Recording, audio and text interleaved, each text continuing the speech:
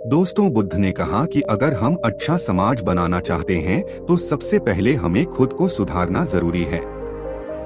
अगर हम सुधर जाएंगे तो समाज भी बदल जाएगा। दोस्तों, जीवन जीने का उद्देश्य सरल है, हमें शुद्ध और पवित्र बनाना ताकि हम पूर्ण ज्ञान प्राप्त कर सकें। जब तक हम वास्तव में दुख को नहीं जानते, हम करुणा को पूरी तरह से नहीं समझ सकते। वीडियो शुरू करने से पहले हमारी आपसे एक छोटी सी विनती है।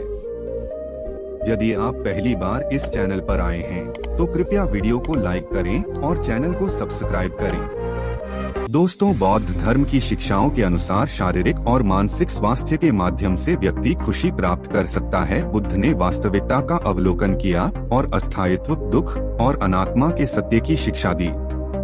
जीवन के इन सत्यों अर्थात अनित्यता, असंतोष और अनात्मा से हम अपने जीवन की सार्थकता कैसे स्थापित कर सकते हैं?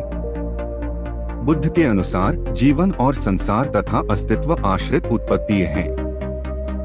दोस्तों, आहार विकल्पों, ध्यान, व्यायाम और स्वस्थ रहने के माहौल को बनाए रखने जैसे सरल तरीकों से बौद्ध धर्म के अनुसार खुशी प्राप्त करना असंभव नहीं है। दोस्तों, आज की हमारी कहानी जीवन के इन्हीं पहलू पर ही बात करेंगे। दोस्तों, एक बार की बात है, एक लड़की थी जो दुनिया में अपनी मर्जी से कुछ भी कर सकती थी। उसे बस कुछ चुनना था और ध्यान केंद्रित करना था। इसलिए एक दिन वह एक खाली कैनवास के सामने बैठ गई और पेंटिंग करना शुरू कर दिया। हर स्ट्रोक अगले से ज्यादा परफेक्ट था। धीरे धीरे और खूबसूरती से एक निर्दोष कृति बनाने के लिए अभिसरण। और जब उसने आखिरकार पेंटिंग खत्म की तो उसने अपने काम को गर्व से देखा और मुस्कुराई। दोस्तों, बादलों और सितारों को जो हमेशा उस पर नजर रखते थे, यह स्पष्ट था कि उसके पास एक उपहार था। वह एक कलाकार थी और वह यह भी जानती थी। उसने इसे अपने अस्तित्व के हर रेशे में महसूस किया। लेकिन पेंटिंग खत्म करने के कुछ पल बाद वह चिंतित हो गई और जल्दी से खड़ी हो गई, क्योंकि उसे एहसास हुआ कि जबकि उसके पास दुनिया में कुछ भी करने की क्षमता थी जो वह करना चाहती थी, वह बस अपना समय कैनवास के एक टुकड़े पर पेंट करने में बिता रही थी। दोस्तों, फिर उसे लगा कि दुनिया में देखने और करने के लिए बहुत कुछ है, बहुत सारे विकल्प, और अगर उसने आखिरकार अपने जीवन में कुछ और करने का फैसला किया तो पेंटिंग में बिताया गया उसका सारा समय बर्बाद हो जाएगा।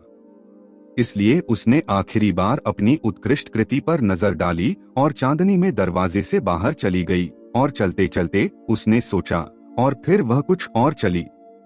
दोस्तों, जब वह चल रही थी तो उसने आसमान में बादलों और तारों पर ध्यान नहीं दिया जो उसे संकेत देने की कोशिश कर रहे थे, क्योंकि वह एक महत्वपूर्ण निर्णय लेने में व्यस्त थी। उसे दुनिया की सभी संभावनाओं में से एक काम चुनना था। क्या उसे चिकित्सा का अभ्यास करना चाहिए, या इमारतों को डिजाइन करना चाहिए, या बच्चों को पढ़ाना चाहिए? वह पूरी तरह से उलझन में थी।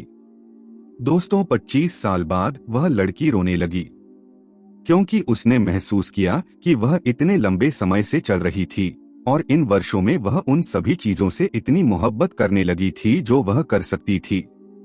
दोस्तों, संभावनाओं की अनंत श्रेणी कि उसने कुछ भी सार्थक नहीं किया था, और अंत में उसने सीखा कि जीवन संभावनाओं के बारे में नहीं है, कुछ भी संभव है।